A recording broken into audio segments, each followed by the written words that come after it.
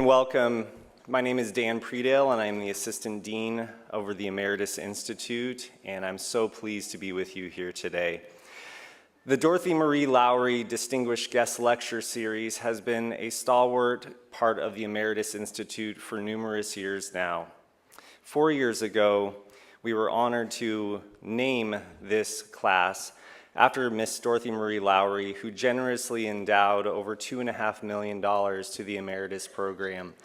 And in her honor, we are so grateful to continue the legacy of lifelong learning, of active mental stimulation, social engagement, academic rigor, and health improvement that she so dearly loved and certainly aspired that many of our community members, including yourselves, got to participate in. Our lecture series is about confronting what we may or may not know and opening up our minds to new possibilities.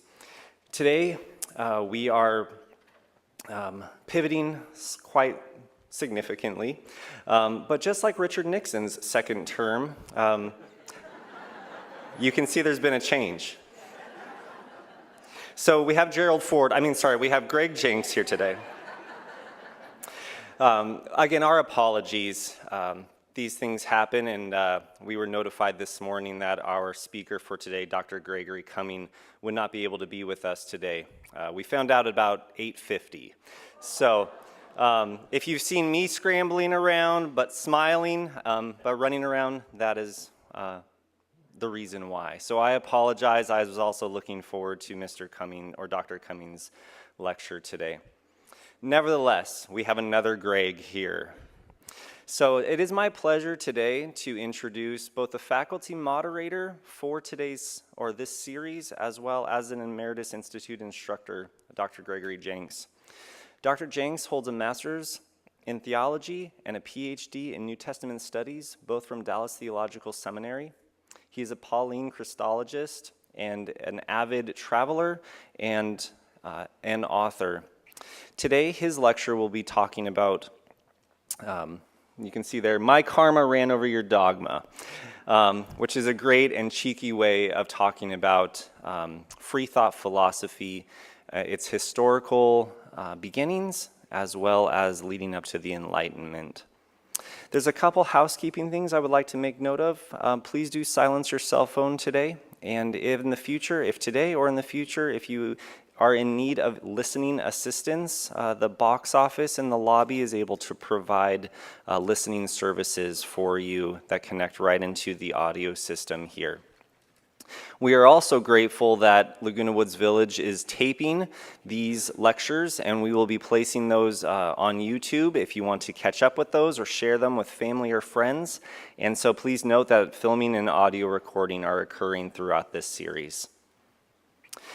At the end of each week as well, you will receive a survey link to let us know what you appreciated, what we could do differently, and overall satisfaction with this class. Thank you again, and please welcome Dr. Gregory Jenks for today's lecture.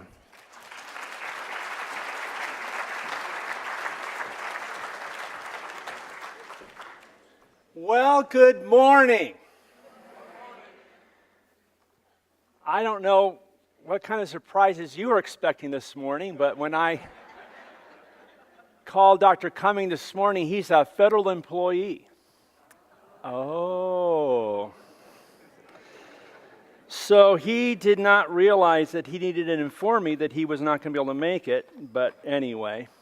And I'm very happy to be with you today. My name is Dr. Greg Jenks, and I'm been on faculty here for 4 or 5 years, and I teach, my PhD is in New Testament studies, the second half of the Bible.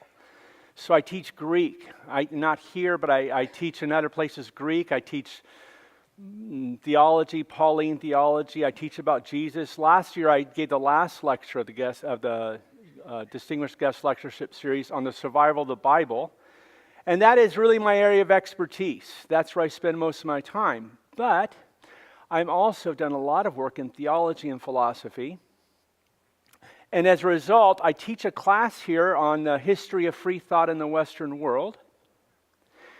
And some of you guys don't even know what that means. History of free thought in the West. What's free thought, and what's Western world, and what?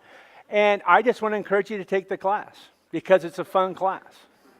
And I'm learning a lot about it as well. And what I'm going to share with you today comes directly from my research and study on the history of philosophy in the Western world. And I'm going out on a limb here. I was hoping to give this lecture in March. And I may only give half the lecture now because that's where I've gotten to in my own research. And I want you to know something. It's a very controversial topic. That's why I wish I was over-prepared rather than under-prepared. And I'm risking something. I'm risking saying things that might give me a break. I might say things that I'd want to take back later. I've been thinking through a lot of things. And I'm going to... you need to know that I'm talking about, you look at this, my karma ran over your dogma. The subtitle of this was Free Speech Falling on Deaf Ears. What I've been challenged by, what all of us are challenged by in today's world is everybody's talking. And you don't know who to trust. And nobody's listening. We're all listening, but we don't know who to trust.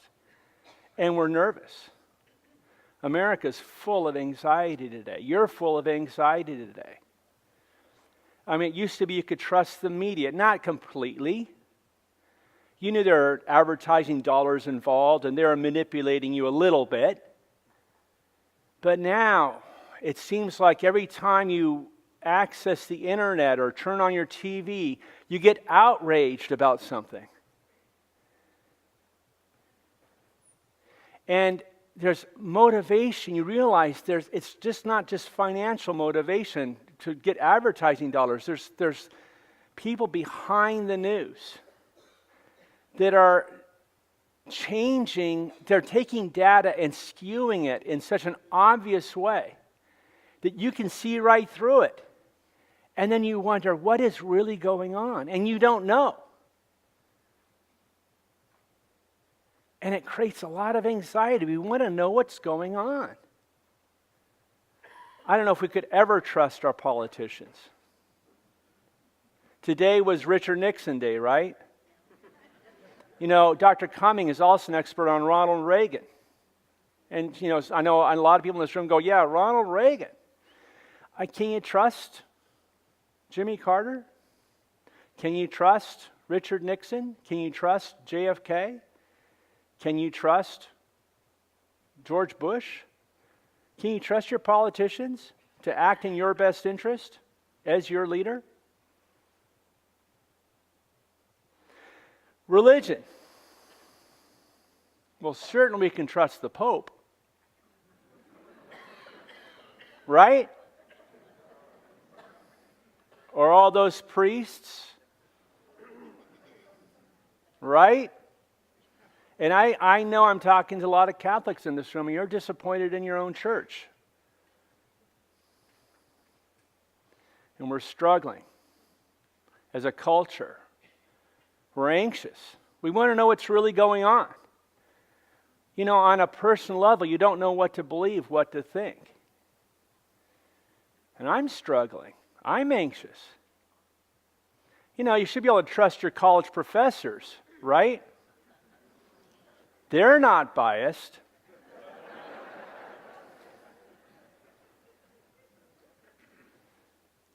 You send your 18-year-old to college, you spend thousands and thousands of dollars for them to get an education.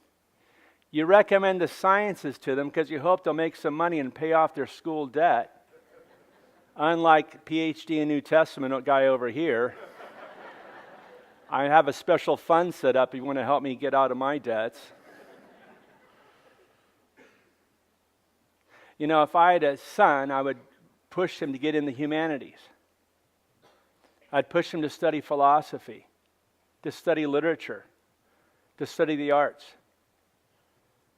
Not because you make any money at this, which is kind of the criteria now, isn't it? For so much of what is valuable or not, whether or not it makes money. My mom wanted me to become a medical doctor. And then she said, well, at least become a psychiatrist. You know, a compromise between the sciences and the arts, right?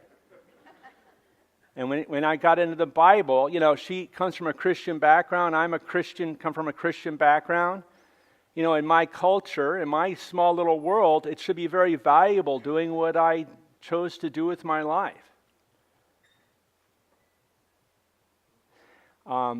But it wasn't so in my family. It wasn't so in my limited circle. I had to choose to go against the stream within my own Christian culture to choose the route I took. I was criticized. And the reason is it doesn't make much money. And who's to say who's right? And college professors are biased. And you're just going to get a warped perspective. You're going to come out distorted. Those liberal college professors, right? Or those conservative, or whatever you want to go with on that. Who do we trust? Who do we trust in society? Let me tell you right off the bat, don't trust me. I'm going to give you a lecture today, and my lecture is something that is extremely biased. I'm just going to tell you up front. I know I'm biased. I've been raised I'm raised in Southern California and Texas. Now, you know, Southern California, I don't know if you know this, but you are a little bit, you know, the needle swings a little. You're not dead center of world thought in Southern California. And let me tell you something, Houston, Texas is not either. And I know I've lived in a world that is very biased. I know I'm not average. I'm eccentric. I'm off-center. What I'm realizing is all of you are just as off-center as I am. And some of you are whoa, how did you get out there? You're way out there somewhere. But I want to start my lecture by telling you that, and I want you to think of everything I'm saying with a critical eye. You have to be today, don't we? We have to listen to CNN News and think, is that really what happened? Fox News, is that really what happened? Whether it's the president or his critics talking, we're always asking, is that what really happened? We don't know. And we're struggling with that. And what I'm going to say up here is hopefully a reasonable argument for something. But I'm going to ask, we're going to have a time of question and answer, maybe even in the middle, because this is a very impromptu speech on my part. But I want to get your feedback. I want to get you thinking at least about a topic that I find very, very interesting. And I think you will too. I want you to think about who do you trust? Who can we trust? How do you live in an environment where we're not sure where we're heading as a people, as a nation, as a globe?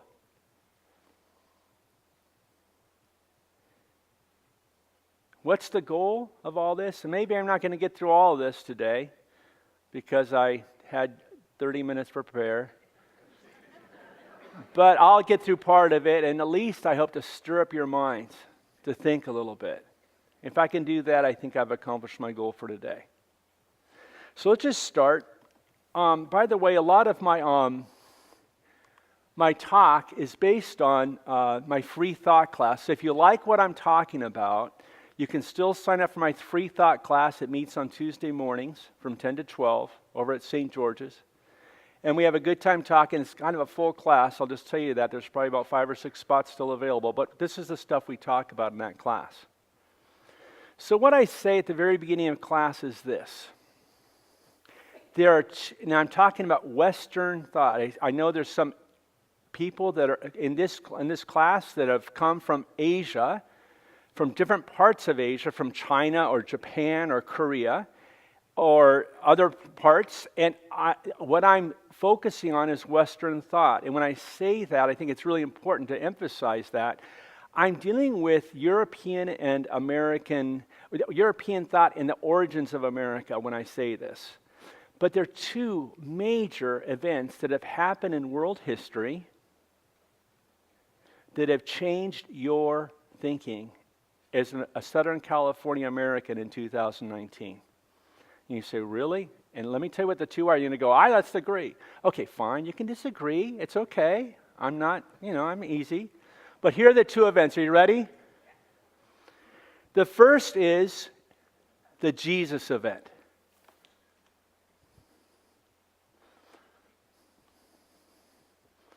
I am not promoting religion this morning. That is not my goal, but I want you to think about this.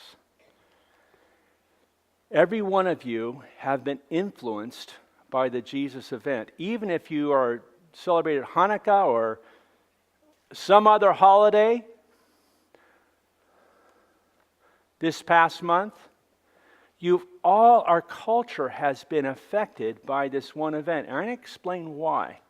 And you might be surprised why I think this event is one of the most important events in world history. The second event, in fact, what we're going to talk about is what happened before this event that led into it and show why it is so significant for the way you think today.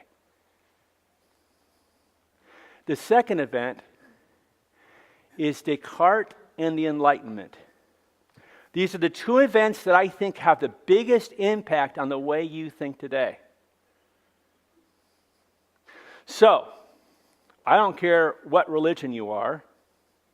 I don't care where you went to college. I don't care. I just say these two events are the most important events that shape American thinking, the way you think. So let's just talk about it. By the way, some of my slides are going to be a little bit abrupt. The Jesus event united two streams of thought: polytheism and monotheism. It became culturally accepted and politically and popularly dominant. This is what we don't edit. I didn't have time to work through this too much. It eventually became dogmatic and oppressive, leading to mass injustices. The Jesus event was critical because what happened before it was very disorganized. It organized world thought, and when I say Western world thought, became a dogmatic center that everybody believed. The Holy Roman Empire was holy. By 481 AD, you had to be a Christian to be a Roman citizen. It united the whole world. It eventually corrupted and became a source of injustice. Then we have the birth of the Enlightenment 1,000 years later, which is a reaction to religious conflicts and dogma. We use Descartes as the father of the Enlightenment or the father of modern philosophy. I'm going to talk a lot about Descartes today. The individual became the center of his world. That's a shift from twoism to oneism. I'll explain what that means in a second. And the individual ipso facto is required to be responsible for knowledge, wisdom, and justice. So you are now responsible to know everything, to be absolutely wise, and to be just. And I'm going to ask you at the end of the class, are you? And that's the problem we're facing today. All right, so I'm going to talk about the progress of history, what happens. This is kind of a history class. I ask you to bear with me. I want you to think a little about this. It starts with Greco-Roman philosophy. You know, if we go back to 800 BC, and I spent a lot of time in philosophy. I know I have a lot of philosophy majors in this group. I love our Emeritus Institute. We have a lot of PhDs and all kinds of things, and we have some humanities people in here. And you might know a lot more about this than I do. I've spent a lot of time in Greco-Roman thought, especially in the first century, but I've gone back to the classics in the 8th century, and you have Thales, you have, people, the Greeks and the Greeks trying to ask good questions about their world. And they're trying to say, what is our world? Who are we as humans? What is our purpose in life? Have you ever asked that question? Why am I here? Who am I? They're asking the questions you ask. Why is the world the way it is? They ask questions about the material world. Why is there lightning and thunder? Where does it come from? What about the stars, the sun? What about land, earth, water, fire, air? They're asking questions about the material world. They're also asking questions about the immaterial world. They're asking the question whether or not objects, there's an immaterial component to every material object. So Thales said this: the whole world, everything, all material substance is merely water in a different form. Is he right? No. But it was an he was making rational, naturalistic observations, trying to understand his world. He also said that every object you see has a soul or has an immaterial part to it. This is 8th century BC. So he's already asking questions about the material and immaterial world. The basic thing I think we need to take away from Greco-Roman philosophy is this: it's a human effort to rationally try and figure out this world, and if you can't figure it out, you know what you fill it up with? A god.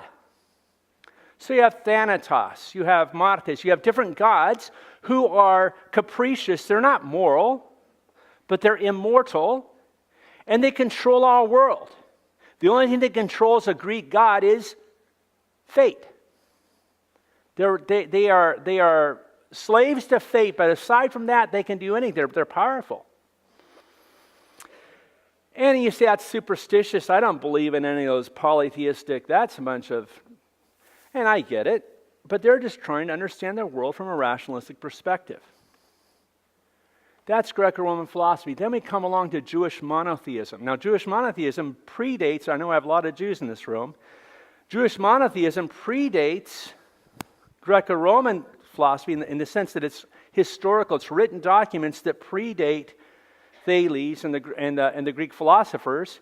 And what does Jewish monotheism teach? Well, Moses is out walking, tending sheep one day. You know that Moses, Charlton Heston, that guy? He's out tending sheep one day, and he looks up, and oh my gosh, there's this bush that's burning. You know the story? This is from the Bible. He's tending sheep. He's a shepherd, right? Now, you got to know something about Moses. First of all, 40 years before this, he's 40 years old when this happened. 40 years before this, he's 80 years old. 40 years before this, he was in Egypt, and he was, it's a long story, adopted by Pharaoh.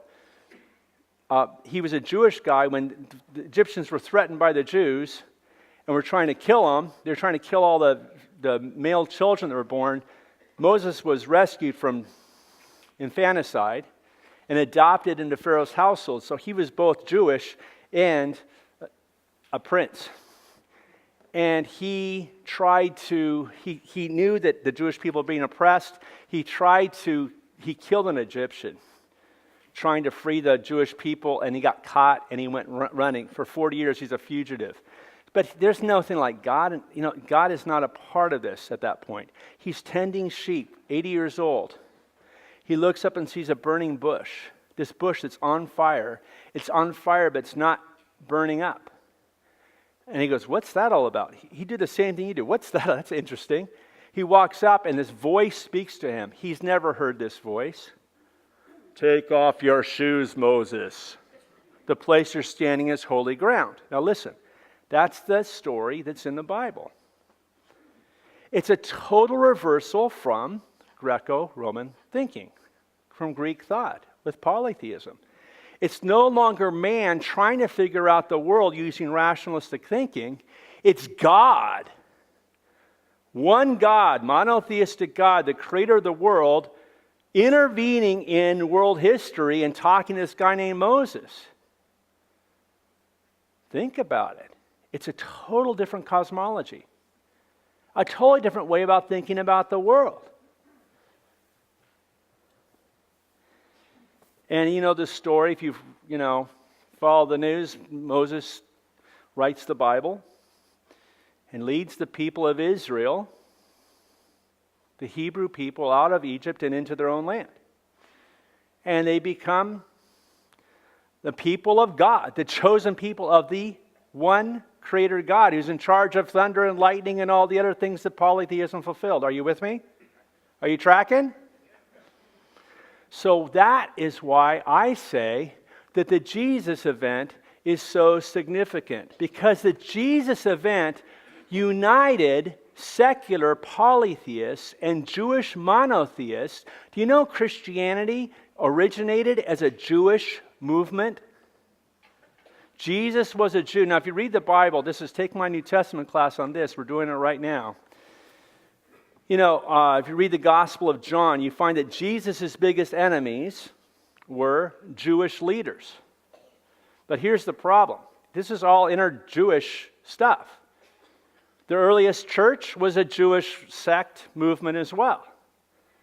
In fact, one of the biggest controversies of the whole Bible is whether or not non-Jews can become a part of it. And eventually, as we know, it becomes an international movement. By the 4th century,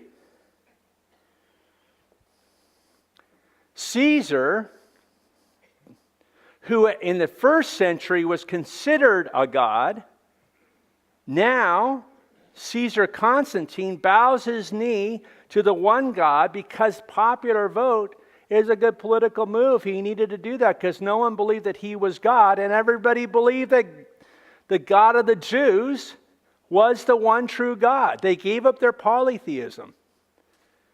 By the 4th century, you say, how did that happen? These people must have been really stupid, ignorant people to just buy into this monotheistic belief, and that's not the case. People from rich, poor, smart, college-educated, peasants that didn't know anything, it swept the whole Western world. There are many books. This is something, if you're really interested, there's lots of stuff being written about this today. How did Christianity take over the world? It did, though. That's one thing that's undisputed. By the 4th century, the whole world is Christian. And they're all talking about this Jesus event. You know what Christianity is all about? It's a crazy idea. That this man, human being, claimed to be God, died and rose again from the dead. You had to believe that to be a Christian, and everybody believed it. And there were no atheists back then. So I know I'm talking to a lot of atheists in this room, and what I'm talking about has nothing to do with that. Historically, atheism, in any kind of popular sense, is something that came much later. I'm talking 18th century is when modern atheism came to the fore. This is you were not atheistic back then. You believed in God. And the Jesus event is what united people. And when Constantine united the Roman Empire, what he did is the church came out of hiding. The leaders of the church got together in this place called Nicaea, which is in modern-day Turkey. And they formed a council, and they formed creeds that you have to believe. They defined what Christianity is, and everybody had to sign off on this little doctrine, this creedal doctrine, the Apostles' Creed, which many churches, some of you say this every Sunday morning. And some of you don't. It's dogma. It's prescribed, necessary belief if you want to call yourself a Christian. And you got to call yourself a Christian in that world if you want to be a Roman citizen. If you're a patriot, you're going to be a Christian.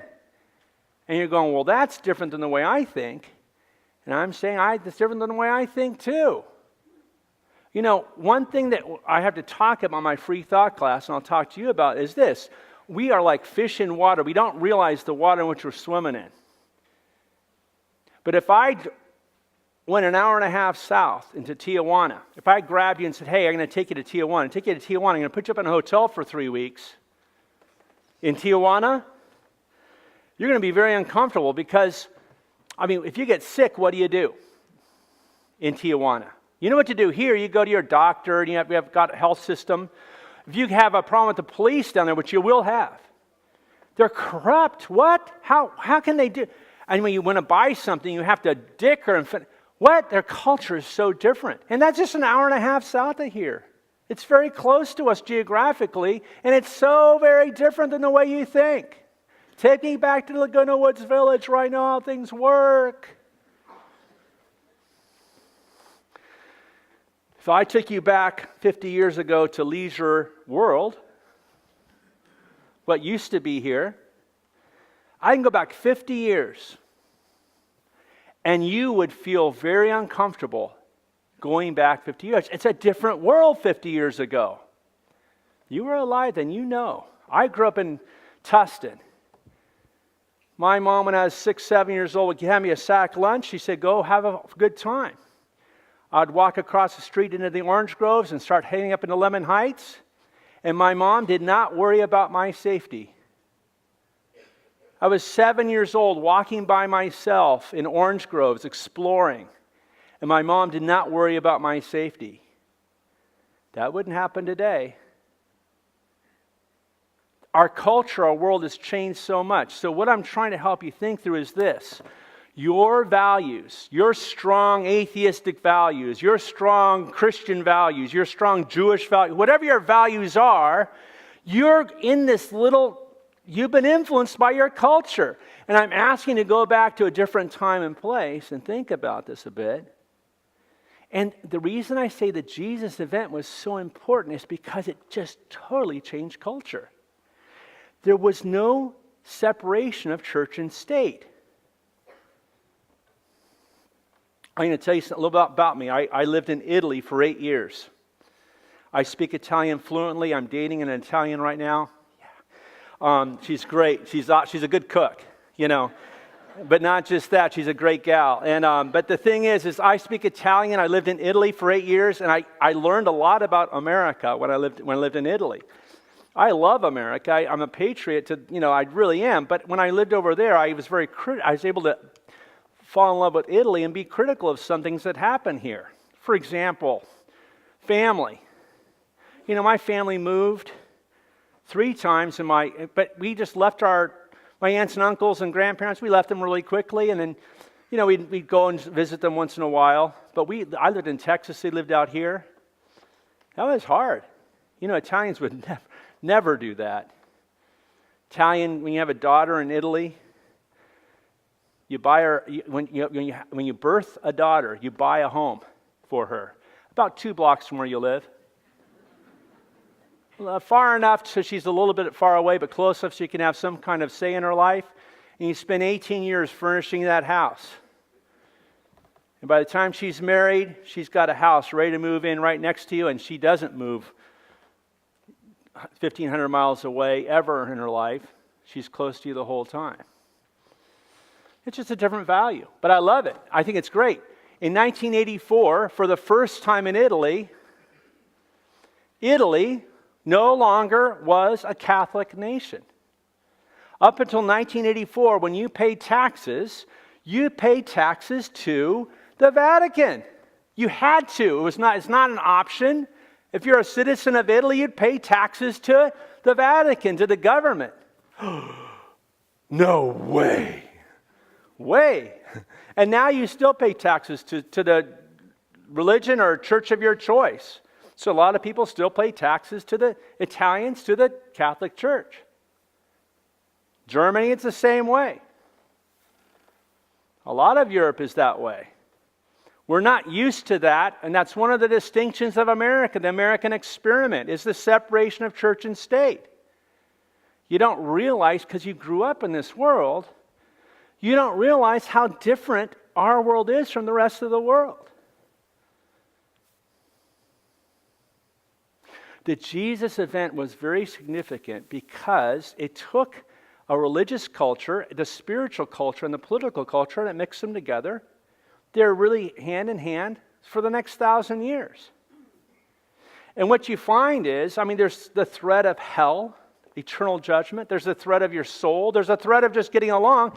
And what ends up happening is, over time, people who made the dogma or enforced the dogma became very, very powerful and corrupt. They were able to call the shots. Edict of Constantine united the world. Let me just keep going here. You have the Middle Ages where things get corrupt, and then you have a time of Renaissance that was kicked off, by the way, by Muslims coming over in 1453 and conquering Istanbul, all the documents, all the classic literature, Greek literature that was in Constantinople or Byzantium was taken into Europe, and it caused a renaissance. It kicked off a renaissance, which triggered off humanism. When I say humanism, what you might think is, the way I hear it talked about today, is secular humanism. And it's vilified, secular humanism. But the humanism here, first of all, wasn't secular. It was very religious. It was the church leaders that promoted humanism. And it was just the idea of having human dignity. You know, women were oppressed from your perspective. From their perspective, maybe not. But from your perspective, women were not given the same civil rights as men were. There was a university system that started around 1000 AD, and only men went to it, and they studied 3 subjects: medicine, theology, and law. Right? And it's a male-oriented thing because men ran society. Humanism cracked the door to allow women to begin to be involved civilly, to get an education. It was a good movement from my perspective. Listen, I'm biased though. I'm biased. If you lived back then, you might be going, oh my gosh, scandal. But I'm biased. What are some of the factors that spurred humanism? One is the plagues. In 3 years, 1/3 of Europe dies. In 3 years, 1/3 of Europe dies. Could you imagine what would happen if in 3 years, 1/3 of America died of disease? Huge, dramatic impact on the culture. And the church had no explanation for how so many people, how God could allow so many innocent people to die so quickly. Huge problem for the church, huge problem for humanity. The printing press, 1440. Suddenly we're able to, over time, over a century, mass-produce literature at a reduced cost, which allowed more and more people to learn to read and write. An amazing thing. It's expensive. It's expensive to write. And I've done a lot of work with the Bible. The Bible is written on parchment, on leather, with gold, often ink, and it's very expensive to produce ancient writings. Well, with the printing press, it becomes very inexpensive. It's equivalent. People talk about the internet. How internet's, you don't read books anymore. You go online and read electronic books now, digital books, right? That's the way things are done today. It's a big shift in our culture. Well, this is a big shift in culture. Every individual, it becomes more democratic. Every individual has the possibility, the potential to become literate. And therefore become before this, who's running the world? The 10% of people who are able to read and write and think and become educated. Now, access to education is open to all. And then I mentioned the classic texts arriving in Europe in 1453 after the fall of Constantinople to the Ottomans, and more globalization happens. People start becoming aware of the world. So, what happens with humanism, with Renaissance? Really quickly, I want you to just see this. What happens is a shift takes place from faith-based thinking, meaning here's the creed. I believe in God the Father. I believe in the Son. I believe in the Holy Spirit, the Trinity. That was the biggest thing you had to believe to be a Christian. I believe in God the Father, maker of the heaven and earth. I forget it all, honestly.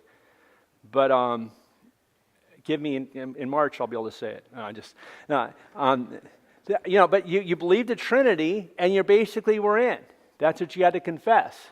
It was a confessional faith. You stood up in church and you said it, and that meant you believed it. And that was it. It was prescribed dogma. And then what happened with Thomas Aquinas is scholasticism. People started trying to integrate the prescribed faith, the dogma, the Bible, with science, with Aristotle, with the philosophers. They try to show how it's not one versus the other, reason versus faith, but you can integrate them both together. But then what ends up happening is people start having reason, they start recognizing that maybe our reason, think of the Greco-Roman versus Jewish view. Rationalism, there's some things we know that aren't talked about in the Bible, and sometimes the Bible, man, that's really hard to believe that really happened. I mean, it doesn't seem to make sense. I'm going to flip through some of these things. Then there's a threat of independent thinking. Who's going to be the authority of who thinks? And what happens, this is, by the way, this slide goes a little bit later. After the Enlightenment, the question becomes, where does the authority for thought come from? Are you capable of thinking for yourself? And you say, of course I am. Of course, except for you're not, and you know it. Want me to prove it to you? When you get sick, do you just go and take some aspirin and lie down and sleep, or do you go to a doctor? And if your doctor does a blood test and says, hey, I'm so sorry to tell you this, it looks like you've got a cancer, you've got too many white blood cells, you've got a problem. Do you go, doctor, I'll handle this, thank you for letting me know that, I'll take care of this? No, you give yourselves over to you give your life over to people who know more about life and medicine than you do. Listen, I have a problem. I have a little bump on my car. Here it goes. It's a little dig. I don't know what that's a weird sound. Now, I tell you what I could do. I could get on YouTube, and I could say, when my car makes a dig sound, what's going on with my car? Or I could take it to my mechanic who knows much more about my car than I do and more than I ever want to know. And he can go and fix it for me. I'll pay him $50 and he can do it for me. There's so many areas of my life where I honestly don't have the time or desire to know. And so I trust experts. How about religion? It's one thing to trust your doctor for your health. It's one thing to trust your car to your mechanic, but how about trusting your eternal destiny to the Pope? Whether you're going to go to heaven or hell after you die. Now, I lived in Italy, so excuse me, I know who I'm talking to. I'm talking to Americans. I lived in Italy, and I had many people tell me, when I asked them the questions, how do you know about your life, what happens after you die, which is, by the way, that's one of my specializations is mortality. So please excuse me if I get a little morose here, but I do a lot of talking to people about death and afterlife and what attitudes they have towards a pending death, etc. That's what I do a lot of research on. So give me a break. But I talked to a lot of Italians about this. You know what they tell me? A lot of them said this. Not everyone. The Pope will take care of that for me. I'm not joking. And you guys are Americans, you think, well, that's irresponsible. That's irresponsible. Everybody needs to think for themselves. But when you have a car problem, you don't go on YouTube and look up and solve the problem yourself. You go to a mechanic. When you have a health problem, you don't go to you don't go and figure it out yourself. You go to a specialist, an expert on it, and he takes care of it. She takes care of it for you.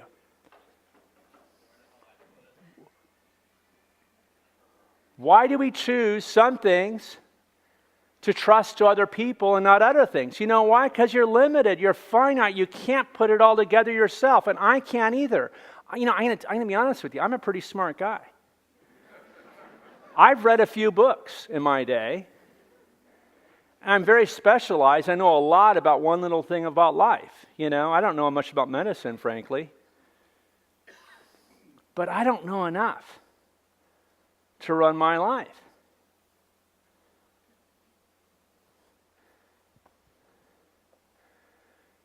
We come to the place in America, and this is the second major event in history, Descartes, where we don't trust our religious leaders or our political leaders. You know, one time you trusted your religious... Can you imagine that world? Let me ask you, do you trust your mom? We all trust our moms still, maybe, some of us. I don't know where you come from, you know. Do you trust your kids?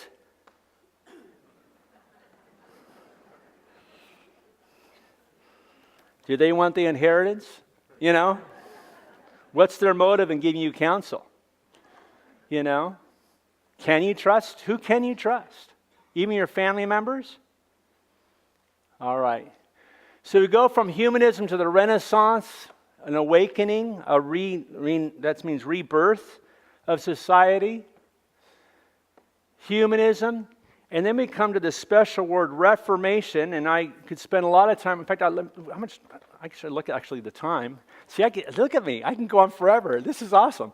No, no, I can talk for 2 whole hours, and people listen. No, my mom would be so proud. Okay. No, but we get to the Reformation. I think this is a very important point, stopping point as we lead towards Descartes. The Reformation is internal squabbles within the church. You know, you've heard of Martin Luther, right? He started what? He was a Protestant. He was inside the church. He was a monk, and he protested against the church. You know why he didn't like the church? It was dogmatic. And it was controlling, and there's a lot of things we could talk about the Reformation or Protestantism. But one of the big things was indulgences. You all know this, I hope. But, you know, what happened at the time, and this is time of Martin Luther, early 16th century, the church was charging people. If you paid money to the church, you'd get your loved ones less time in purgatory. And that was what they're selling people. And they're selling it, and they're successful at it, but people were oppressed. Why was the church doing that? This is what made Martin Luther really angry. All that money went to Rome because Vatican was being built up. How many have been to the Vatican? Beautiful, huh? Beautiful church, St. Peter's, Sistine Chapel. All that was financed by poor people giving money to the church to save their loved ones. And Martin Luther went to Rome, and he was scandalized by it. As I hope you are too. Excuse me. Unless this world is made up of money, and that's the meaning of life, the Catholic Church at that time, excuse me, I'm not anti-Catholic. That's not my point. I know I have Catholics here, and do hear me on this. I lived in Italy for 8 years. I have a lot to say about that, but I'm not going to today. But I know in the past time I talked, I had a lot of Catholics get angry at me for some things I said about the Bible. And I just want you to hear, that's not the point. 1500s, go back to the 16th century, just talk about the Catholic Church. It was corrupt. It was corrupt. And by the way, before that, it was even more corrupt. By anybody's standards. So within the church, you know what makes Martin Luther a hero? By the way, he's not the first one to do this. He stood up to the church and he says, I'm willing to face hell, risk everything, on this idea that is wrong. And the people followed him. Actually, some political people followed him with money, and they were able to back him. There's many people, a couple very significant people before him. Huss is one person, or Wycliffe, who stood up to the church in the Lollards, that stood up to the church in the past, but they were martyred because they said the same thing Martin Luther said. The church is oppressive. The church is immoral. This dogmatic church that imposes its belief system on everyone is wrong. And they were martyred. Martin Luther did it within the church. He became a Lutheran, right? He was a Lutheran. He was the first Lutheran. But from him branched out. Then you have Calvin, the Presbyterians. You have all the Baptists. Baptists actually trace their roots to before Luther, but the Anabaptist movement. But the point is that within the church itself, there's corruption, and then there's these internal movements that go against it because there's something rotten in this dogmatic system founded in the Jesus event. But so far, all we have is a Jesus event, and then there's a 30 Years' War. This is the most brutal per capita war that ever existed in fact, World War I. The big fear everybody had was we're going to go back to the 30 Years' War, where half of the German men died in the 30 Years' War. And it was religion. It started in religion, Protestantism versus Catholicism. It didn't end that way. It started that way, though. It ended with a power grab between Austria and Spain. We can talk about that. But many, many people died. And from that point, people said, I don't care about religion anymore. I hate this idea that religion causes so much death, injustice.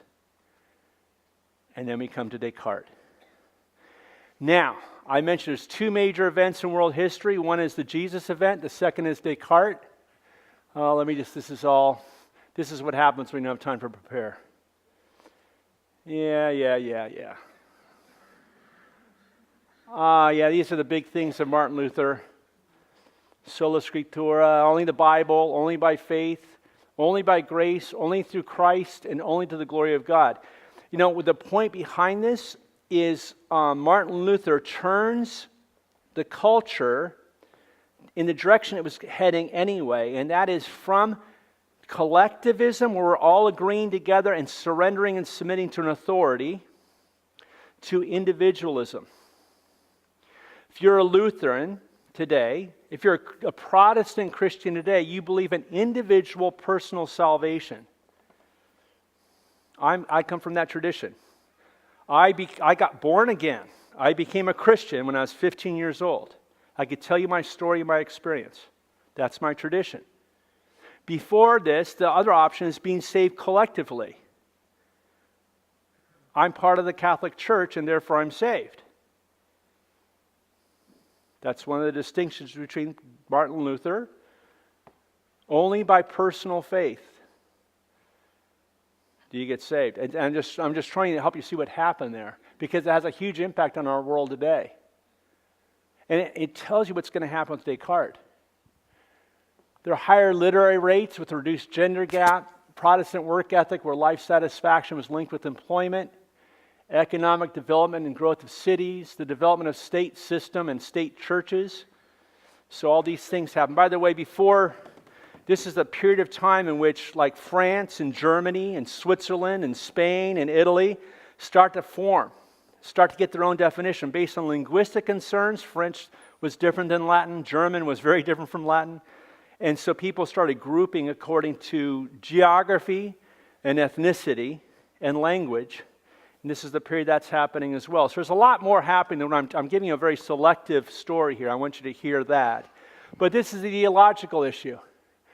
Counter-Reformation, what happened, and the church gets together in Trent, forms this council, and they basically oppose Luther on every one of his points. We disagree with that. They affirmed the opposite of what he said. Salvation's through works of faith, transubstantiation, 7 sacraments, the Latin Vulgate is the official Bible, veneration of the saints and relics, education of rural priests to lead the church. One of the good things that happened, from my perspective on this, was that the rural priests began to read their Bible. I'm a Bible guy. And it started to be enforced that they needed to know the doctrines, therefore they had to learn Latin. So what did they have before this? Ignorant priests. So the priests started to become more educated. So if you're a Catholic in this room, you're grateful for this period.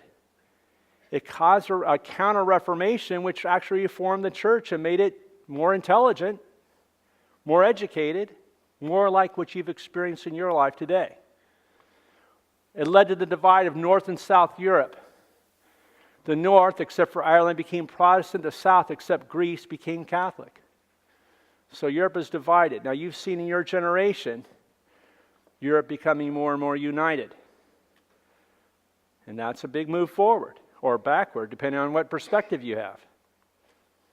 All right, 30 Years' War, longest, most destructive conflict in European history. I'm just going to move through this really quickly. I already mentioned it. The empire population reduced from an estimated 21 million to 13.5 million people. The male population of Germany is reduced by half. Huge impact on our world. Religion was subdued as an influence in European politics. That's the biggest effect I want to talk about now. I'm going to talk very quickly about this scientific revolution. Things are happening in science behind this, which are going to become very important for us when we get down to it.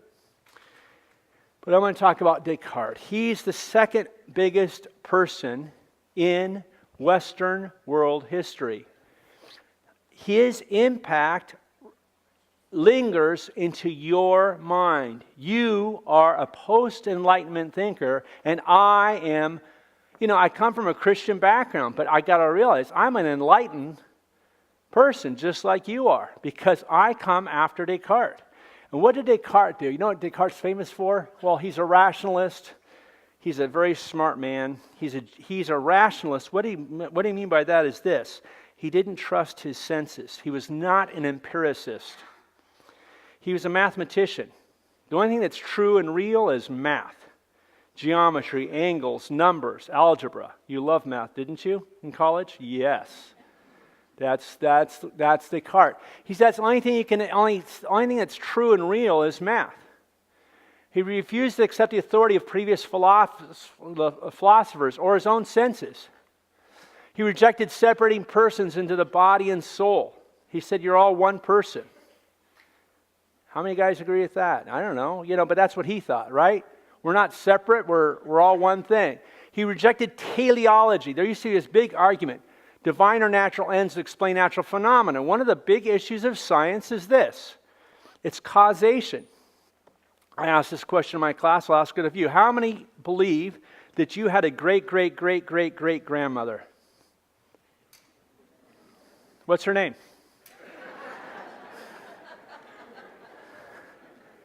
How do you know? You don't know your great-great-great-great-great-great-grandmother, but how do you know? You just know.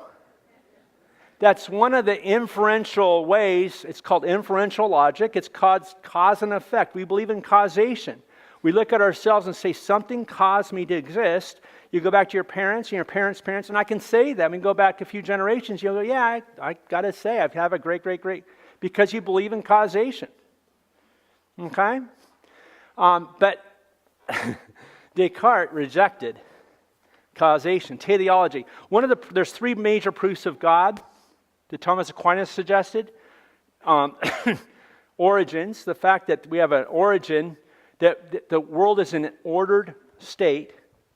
And you can just look at your eyeball and you can say, my eyeball is really interesting. If you know anything about your eyeball, it's it's very complex and how you see.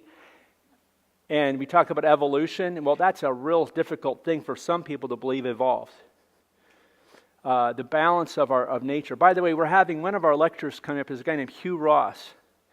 His topic, it says new origin theories, but he's an astrophysicist.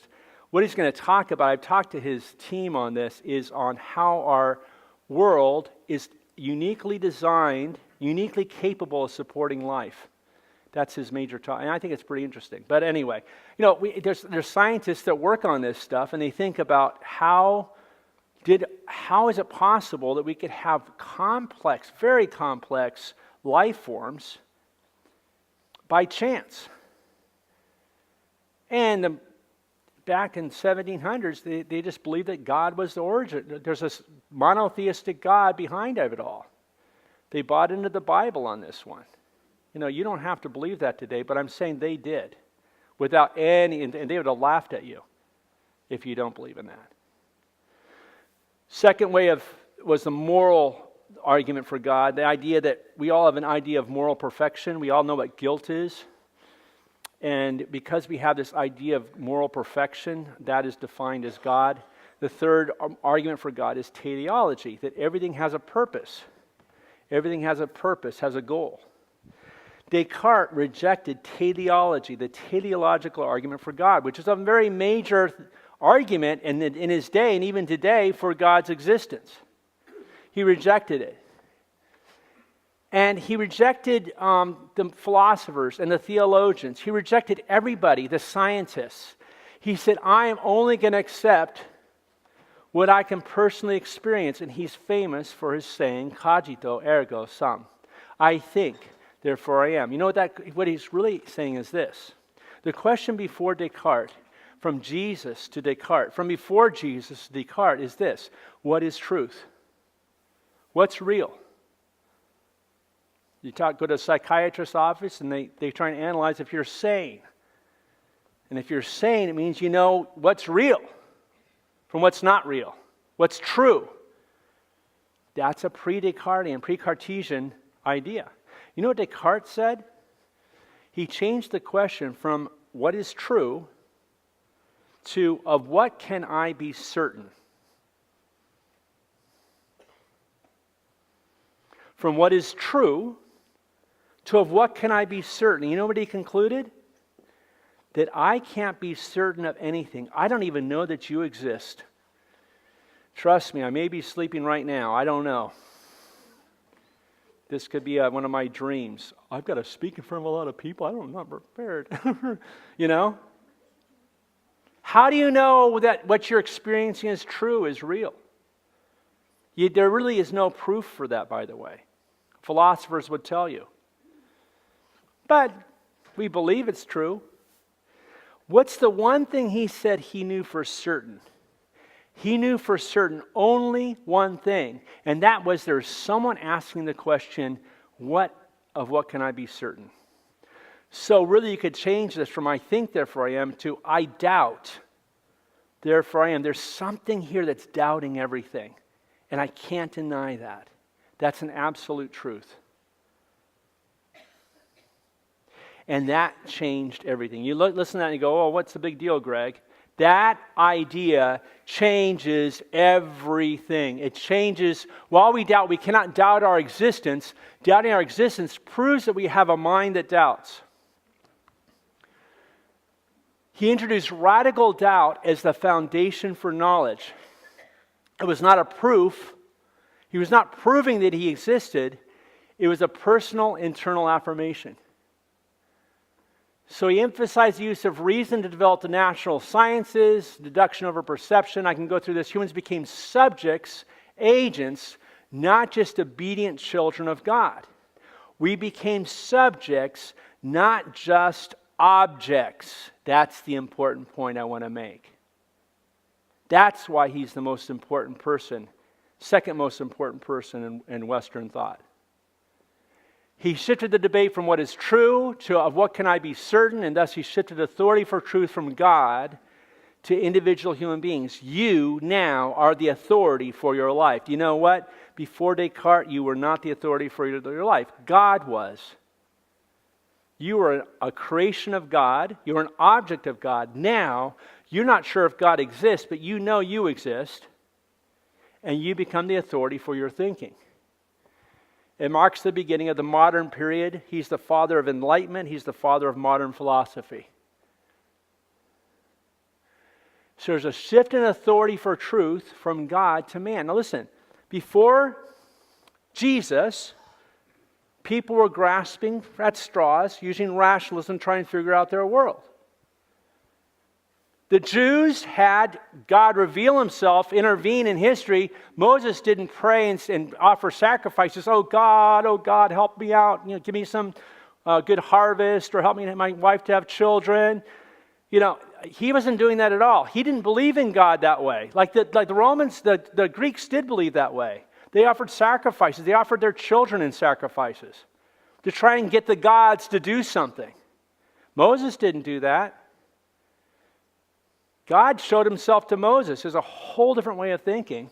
But in Jesus, you find these two worldviews collapse on each other, and you have this idea of a God-man, Jesus Christ, who's in charge of everything, sovereign. He made you. He wants a relationship with you. He's the big God who made the whole universe. He's the major God, but he's also very personal. That's the unique thing about Christianity that made it work so well. That's why people converted into it. But now what people are finding is this personal, transcendent God. Boy, look at the effect that it had on our world. It's created a lot of religious people who are very manipulative and cause a lot of pain and are unjust and oppressive.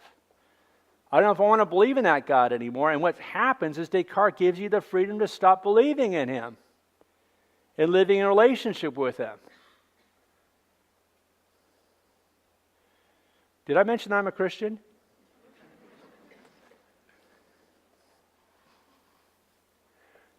The shift in center to the individual rational mind. Man takes on characteristics traditionally ascribed to God, and with it comes an assumption of the sovereignty and potential omniscience of collective pursuit of knowledge. We assume that eventually science will know and respond to all human problems. Yeah, we had the atomic bomb, but if we can just stop those people from dropping the atomic bomb long enough, maybe we can capitalize on atomic energy and not exploit the resources of our world. Maybe we can find a balance to keep this world from destroying. Climate change. If we just give enough time, man, if we can, it's a race. We can convince our politicians to, it's all about money, finance it. We're going to get all the cancer. We're going to get rid of cancer and heart disease. You're going to live to be 1,000 years old. No, 10,000 years old. Why stop there? We're going to live forever. On a perfect world where lions lay down with lambs and there's no talk of war anymore. We believe in our basic goodness over God's goodness. Where's our hope going to lie? Let's go back to the original question. What do you trust in your world? Who are you going to trust? Who can you trust? Can you trust God? That's the Jesus way. I'm not saying Jesus literally, but that's one way. Do you trust yourself?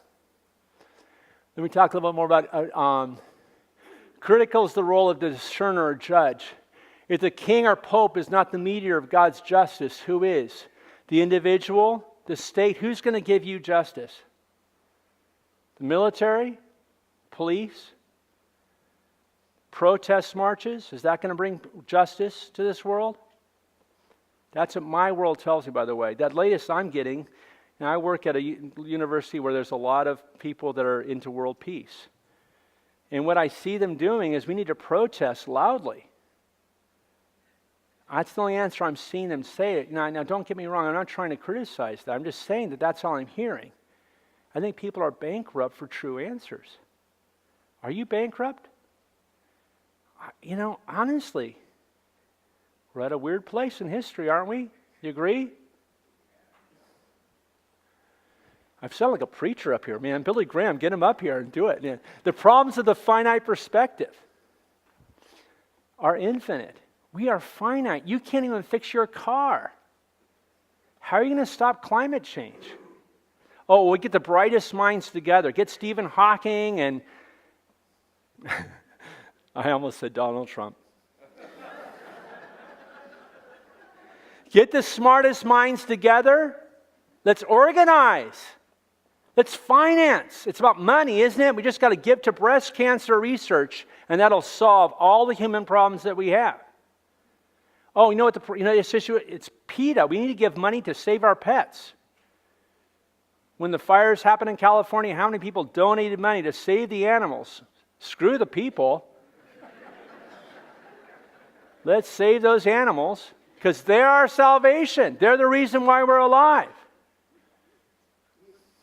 The reality of responsibility and consequences in society and community. We're struggling with these things, man. So this is something I talk about in my free thought class. I'm going to do it really quickly here. Let me look at the time real quick. Oh my gosh, I'm doing great. Are you guys bored yet? Let's keep going. Let's go. Okay, this is really quick, and I'm going to stop after this. We have some time for questions to talk about it, all right? But here we have it. We're sharing in divine subjectivity. So we have this creator. This is the original way we thought about it. The big S stands for subject, subjectivity. God is true. God is real. That's all that's real, and that's all that's true. Until he decides to create these objects. He creates the world. If you read the Bible, and the first chapter of the Bible talks about the creation of the world. In 7 days, he creates this world. Oceans and sky and reptiles and animals, birds, fish. And then finally, the 6th day, he creates humans.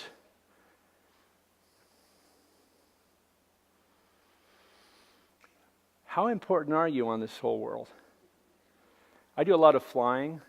I look down and see this massive land. I see this little light, and there's a city, and there's a lot of people lived right there. And then we go, a lot of land with nothing on it. Have you ever been to the desert? And there's absolutely nothing. Now, there's probably organisms, I don't know. But there's nothing.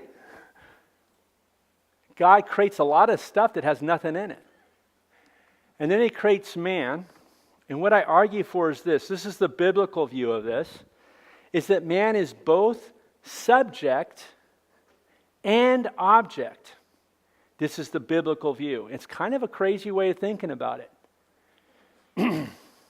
You're not just created by God, but you're created as God-like. And one of the God-like characteristics you have that make you distinct from your dog, from dolphins, from elephants, from whales, from all other animals, the smartest ones, I'm trying to think of all the smart ones, right? We call them smart because they learn chimpanzees, languages, whatever. Is that you are God-like. And what does that mean? Well, can you create like God creates? There's artists in this room. You can create something, but according to the biblical record, he creates from nothing, right? Well, you can modify the creation. I'm a ceramicist, so I like working with, art. I like art a lot, and I like creating things. It's really fun for me. And some of you know exactly what I'm talking about. It's like you feel this creative spark. Is that God-like? I think there you go. I've got an amen over here. Thank you for the Church of Greg. Here we go. Well, man is a very unique part of creation because not only are we an object of creation, but I think we are what the Bible says we're the highest form of creation in the sense that, the Bible, it says that humans were given charge to rule over the world. We're the kings of the earth. What this means to me, let me just go through this really quickly. As far as myself as an individual is concerned, I'm shifting a little bit. I'm going to go back to that in just a second. Of what can I really be certain? I'm going to agree with Descartes on this, that I don't know anything. All thing I know is that I exist. For certainty.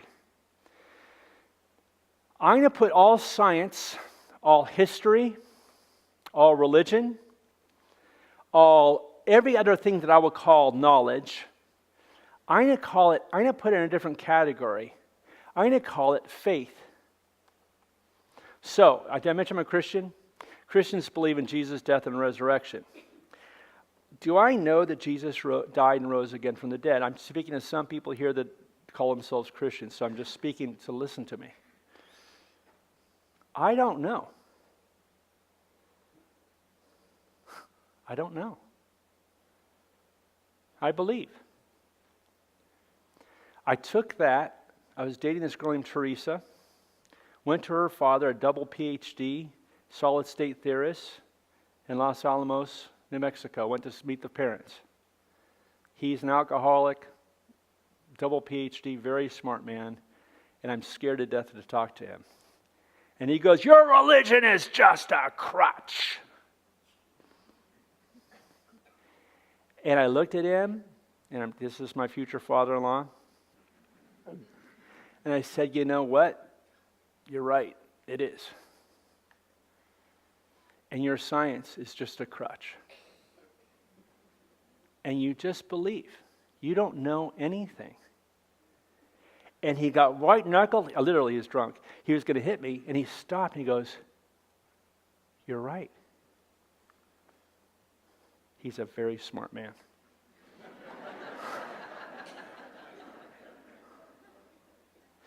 And all science is based on hypotheses, on theories, on belief. Stephen Hawking, the smartest man out there, whether popular or unpopular, the smartest scientists out there recognize that science is not based on certainty. It's based on probability. Is it possible that I am a UFO? You've never met me before. That I'm making up this whole story. It's possible. Is it probable? Frankly, no. There's a lot of things that are possible, and that Jesus die and rise again from the dead, for example. Take these religious ideas. Is Buddha the way to peace? I can get out of my own religious system, talk about other religious systems. The question no longer is, can we be certain of anything? Is climate change real? It's not an issue of certainty. It's an issue of probability. And all scientists, honest scientists, have to say the same thing, as do all religious people, as do all politicians, as do you. The way to go forward, at least, is to recognize that none of us is dogmatic.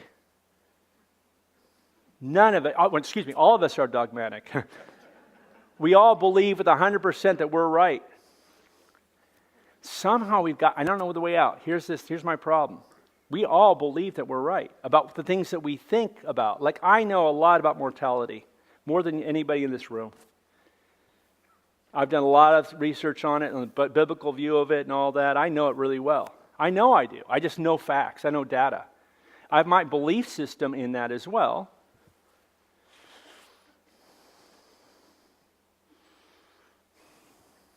I have to recognize that what I hold on to so strongly, what I would even die for, is not knowledge. It's belief. And when I say that, it immediately enters in a level of what I'll call humility, which makes me a good professor, frankly. I wish all professors were this way, and unfortunately my colleagues in the academy are not this way. Some people claim to know that they are the authority that everybody has to follow. I wish they presented it in the form of belief to give you the freedom to consider an idea and come to your own rational belief. But recognize that it's belief, it's not dogmatic. So here's the problem with dogmatism. Here's the problem with Descartes. And listen, we're going to have another revolution. We've had the Jesus event. We've had Descartes. There's something that's got to change. And everybody knows it. We don't know which way to go. Let me tell you what Descartes forces you to do. And this is really hard. I know it's hard. He forces you to know everything. Do you know enough to make good decisions? Do you know enough about your car to change the transmission? To know when it needs a new transmission? How about morality? Do you know enough about marriage to know if divorce is wrong all the time? To know about child abuse? How much it really, it's so complicated. Think about the Me Too movement. There's victims and there's predators. Perpetrators. People that make victims. And you know what? Everybody in this room, I think you all know this, you're all victims. And you've made victims as well. You've hurt people and you've been hurt. Do you have enough knowledge to understand all the dynamics that are going on with that? Boy, when you talk about moral issues, this gets way out of hand. How about the president? Do you know how the president's supposed to run the country? Do you know that? Do you have enough knowledge? Have you figured it all out like he hasn't? But you, sitting in your armchair watching TV, CNN on the news, know exactly how to run the country. Because you have more knowledge than anybody else in this room. Wisdom. Even if we know enough, are we wise enough to govern with the data we have? We know about nuclear energy. We know how, but are we not going to push the button even though we know it's wrong? You know things are wrong and you do them anyway, right? Come on. And I'm not talking as a Christian Billy Graham guy. I'm just saying it's just true. I'm that way. Sometimes I do stuff that's wrong just because it's fun. And I think I'll pay the consequences later. Are we wise? Are you wise? Who's going to do it? Who's going to be the president of the world? Last question. Are we just? If we know enough and are insightful enough, are we virtuous enough to choose for the greater good?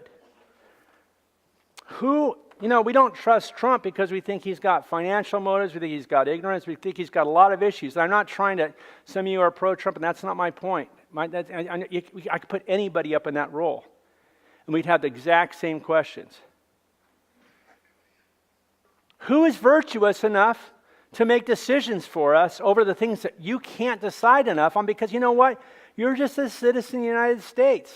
You don't have a PhD in whatever. You don't know. You don't have enough advisors around you. Let's get all the smartest people in America together and put them in a room. Are they virtuous enough to make the right decisions? There's where our fears lie, isn't it? That's where anxiety is. But Descartes has pushed this question on us. Before we could put this on God. So some of you are angry with God. I can't believe in God because God is unjust. Look at all the evil he allows, all the suffering he allows. He can't be just. He's obviously not wise enough to run his world. He's not good. He's not knowledgeable. Did I mention I'm a Christian? I mean, I've been around the block a few times.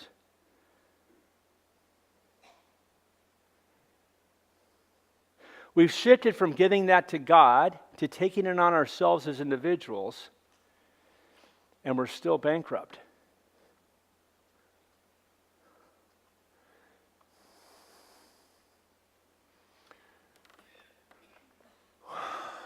Modern dogma goes from subjectivity to collective, personal bias. There's rational versus the experiential. Well, that's not what I experience. And we become authorities to personal dogma, which assumes that you know stuff, that you're wise, and that you're good. The authority for our personal lives, we're becoming individualistic. We're not trusting even our own families, our own kids, or our parents. And I'm going to stop right there. And I'm going to stop there without having clear answers. If you gave me till March 15th, I'd have had all your answers that you needed. I almost had them. This morning I woke up, I had my coffee, I thought, there's the answer. And it just escaped me just as I was going to walk in here, and I didn't know I was going to talk to you all. Maybe I'll get a chance to come back and give you all the right answers. But the issue is great, and I think we're going to have a shift in the way we think. We're going to have to shift and think about, what can we trust in our society? I honestly do not trust the news. And I don't care if it's conservative, liberal, whatever. I do not trust my politicians. I don't trust the academy of which I am a part. One thing the academy offers, Saddleback College, Emeritus Institute, yeah.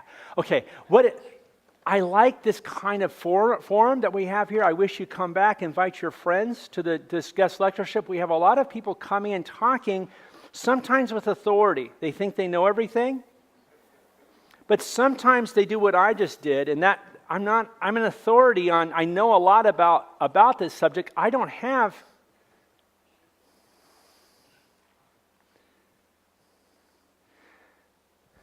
I like a university system that allows for discussion and ideas and the raising of questions. If I can get a question well defined, I'm doing pretty well. And I think that's one thing. That's one reason I believe in the university. Unfortunately, if you go to UC Berkeley or UCLA or USC, and we have professors coming from USC and UCLA to speak to you all on Supreme Court coming up in 4 weeks, and someone coming about UCI coming to talk to us about roboneurotics next week. Don't miss it. He's really good, talking about artificial intelligence. We have these people coming, talking to you in this forum to help you think through some of these little categories of issues that we deal with. We have a guy coming. He's going to bring in a Hindu, a Buddhist, Christian, and a Jew to talk about, do all the religious believe in the same God? It's pretty interesting, to me anyway. We have a lot of people, and I think the academy is a good place. It should be a place where we have open ideas, where people are not dogmatic and saying, this is the way you have to believe. And I'm going to give you that opening too. Now, I have to have my convictions. I have my personal beliefs. I can't give this lecture without a perspective. But it's a perspective, and you have freedom to reject it or receive it. and and we can have some time for question and answers in just a second, you have a chance to respond to me and talk about your perception of this whole thing. How are you going to do it? But, so I do believe in the academy in some kind. I believe in politics to some extent too. You have to a little bit, right? I want to be governed. I believe in news to some extent. I'm just kind of apprehensive. I'm anxious. Because I don't know. I've got to be very discerning. And even if I'm really discerning, who's going to lead me? Who's going to help us out? Is the world, are we going to go out in a whimper? And what can I do? What's my role in this world to make it a better place? It's a question you got to ask, right? As humans. Who are you as a human? I'll just leave it there. If I come back, I'll give you all the right answers. All right. Thank you.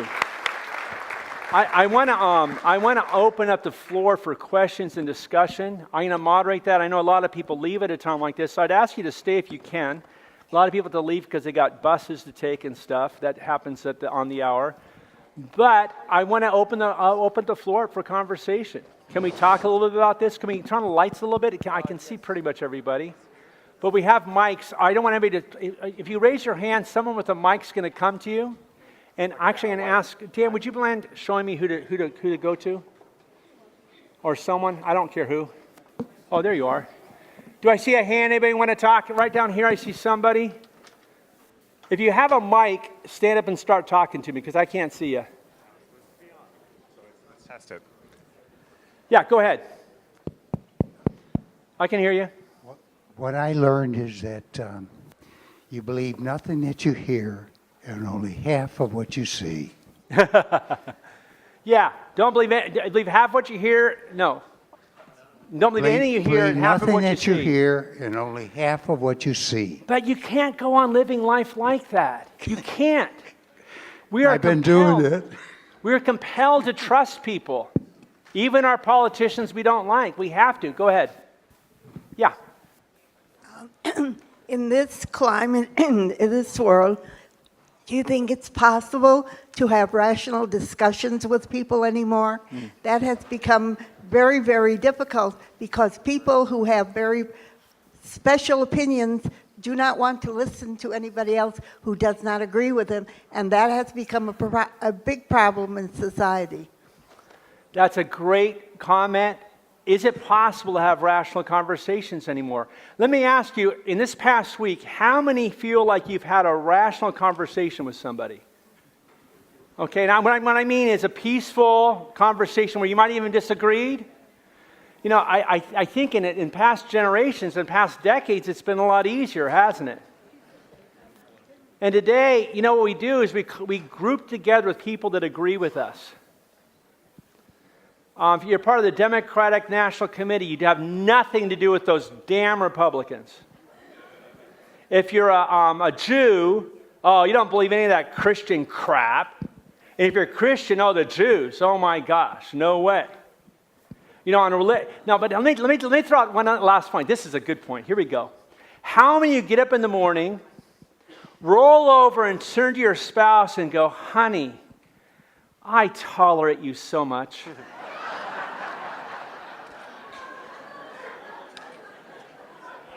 I'm just so looking forward to the next 10 years of coexisting with you. Is that the end? Is that what we're going for? Is that the apex? You know, 20 years ago, that was what was pushed on me. We just need to coexist. After 9/11, let's just coexist with all these radical Muslims that want to kill me. Whoa, did I just say that? We need to tolerate everybody. What is that assuming? There is no absolute truth. Okay, here's the problem. How about this? Is there such thing as absolute truth? Let me put it this way. Can you believe in absolute truth? I'm not saying you know, but can you believe? Is it possible for someone to say, I believe in absolute truth? Let me tell you what's irrational, to say there is no absolute truth. That is an irrational statement. It's illogical. It's an absolute statement. There is no absolute truth. Is that an absolute statement you're making? Is that absolutely true? That there's not... In other words, honestly, I will speak for myself. I believe in absolute truth. I believe there's truth that has absolute authority over everybody's life. I am not tolerant, and I don't coexist very well. I'm not married. Okay. But, no, there's a reality to this whole... And we got to walk into this. This is a very uncomfortable conversation, isn't it? It's an uncomfortable conversation. We have to walk into this as part of our dialogue. You do not want to just tolerate your partner. You don't want to just coexist with your neighbor. We want to elevate ourselves to something higher and bigger. Not the lowest common denominator. So there's a big question, and you know where I'm coming from on this. I think there's absolutes out there. I find my life, I have a lot more peace and the basis for love and for human dignity because I believe in absolutes. And that's so offensive in our culture. Well, 20 years ago, you know what's happening now? I'm becoming more the norm. More people believe that dogmatically they are right about things. And everybody else is wrong. And they're right, and they're not tolerating anybody. That's where we're heading. Okay? Now, what I choose as my absolutes, that's a good question. How am I going to choose what is absolutely true? For everybody, not just me. And so some people say every molecule is to be governed by my judgment. I'm all wise, all knowing, all virtuous, and I can tell you how you're supposed to live your life and raise your kids. Okay? And that's the problem, is people go to different details with this. There are some absolutes I believe in. I believe in love. The ultimate end of everything I believe, this is my belief, not knowledge, belief system. I believe in love. And love is irrational. Love is given, not earned. I give love to people that don't deserve it and have not earned it. And I think that's the ultimate human potential that we have. Unlike dogs, unlike whales and chimpanzees and elephants, I believe humans are uniquely capable of love. To choose to sacrifice themselves for the good of someone else. That's an amazing absolute truth I believe in, that I wish everybody owned. I think this world will be a better place because of it. I'm not into tolerance or coexistence. I'm into sacrificial giving and love. And that comes from a belief in God. But that's for another conversation. Yes? Hello. Where's the... I'm hearing a male mic's voice. up here. Male voice, go ahead. Hi. I'm Jim Gibson. I've lived here in this community for 15 years. Yeah. I grew up in Orange County. My first girlfriend used to hang out with Julie and Tricia, okay, in the Nixon family. So I felt close to that family. I was raised in a Republican household.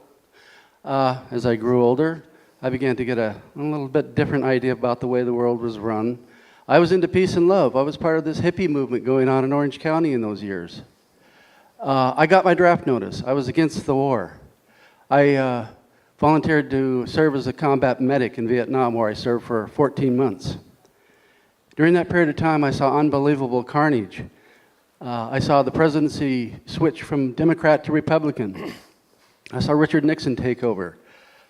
I was there when a couple of tens of thousands of American soldiers were killed. I was there when 1 million Vietnamese were probably killed when Nixon carried on that war. My political opinions began to change. I see today we have a continuation of what I saw was wrong with the world then in our current president. And so my question to you is, should we impeach Trump? Very good question.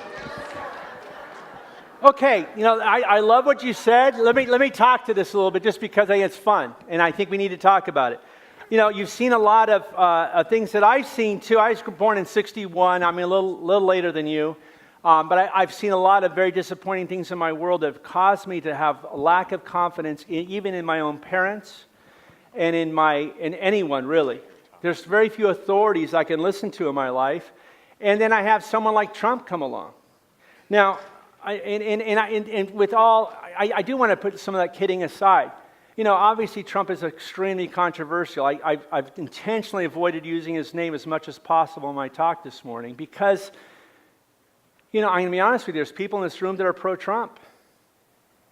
And there's people that are anti-Trump, and I know it's very controversial. But the point I want to say is this. Who is all-knowing? Who is all-wise? And who is virtuous enough to lead us? We've gone with an American dream, an American experiment, some people talk about, that believes in the collectivity of our insights together is enough to create a greater good for all. We the people. That philosophy, that mentality allows for Donald Trump to be president. And Ronald Reagan, and JFK, and Herbert Hoover. And if you know about American history, flawed men have led our nation. And flawed men have followed those flawed men.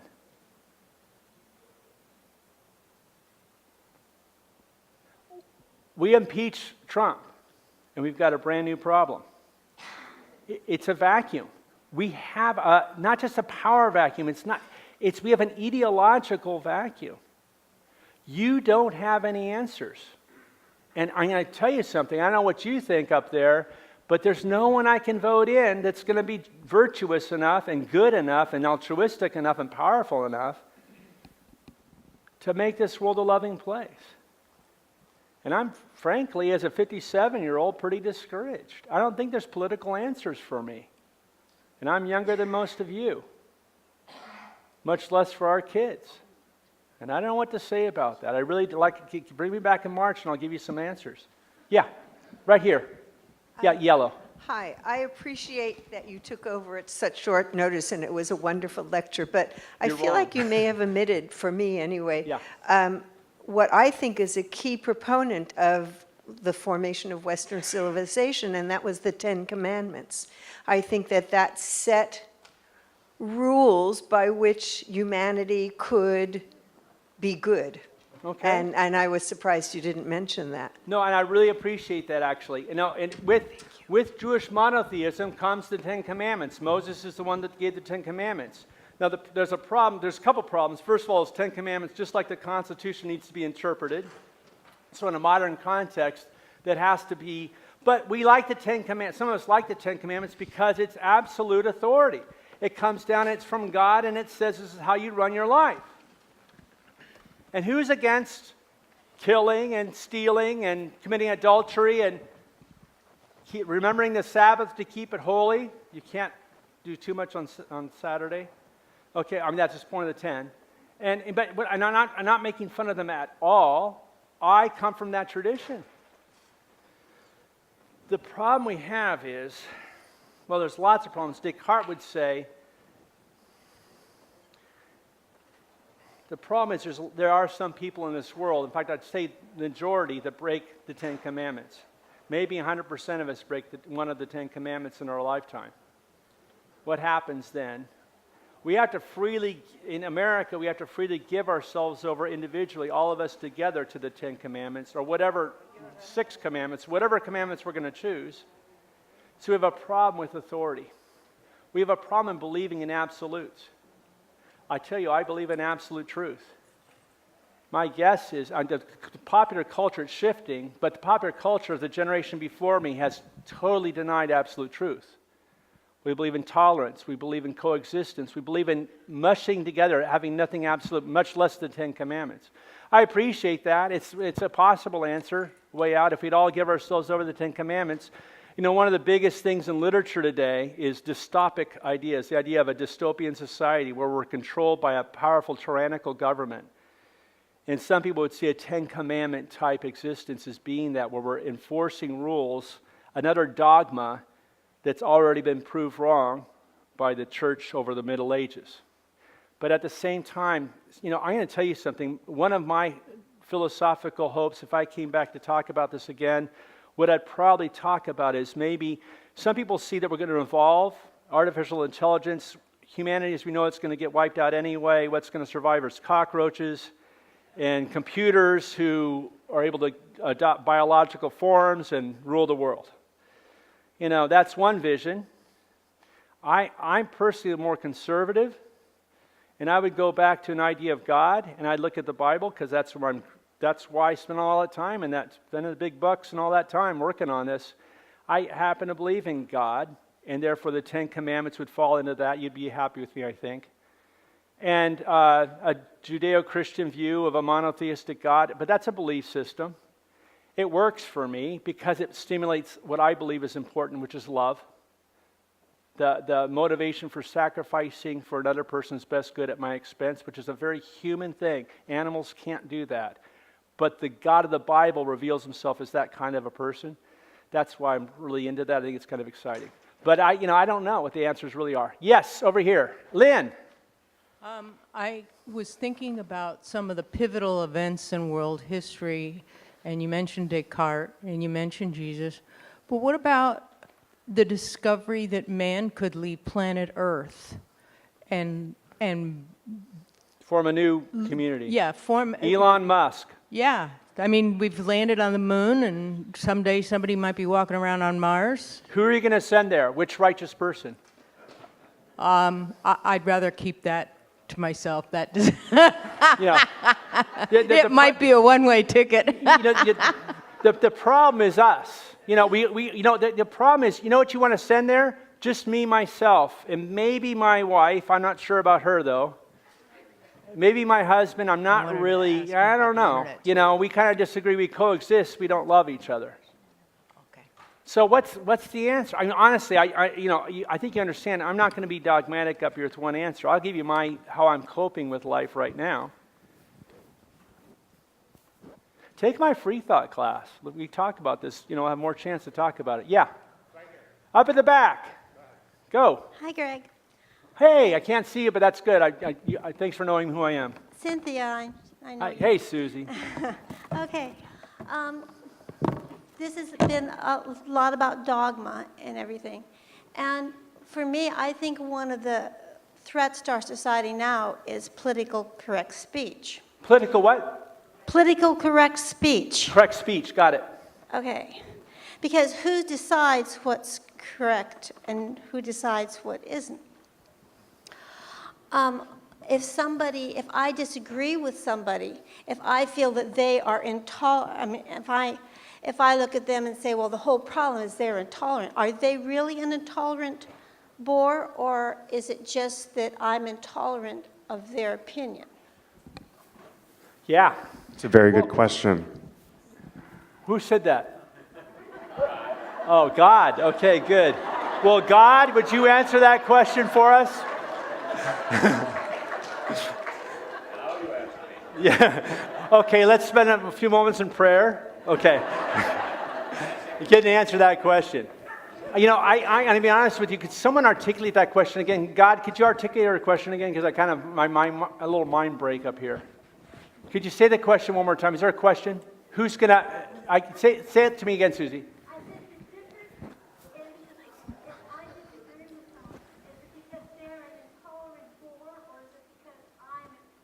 Yeah.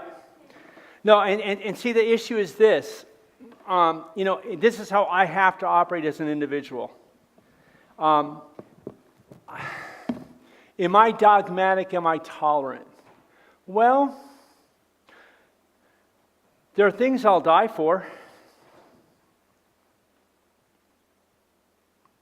I'm probably a patriot. I'd probably die for America still,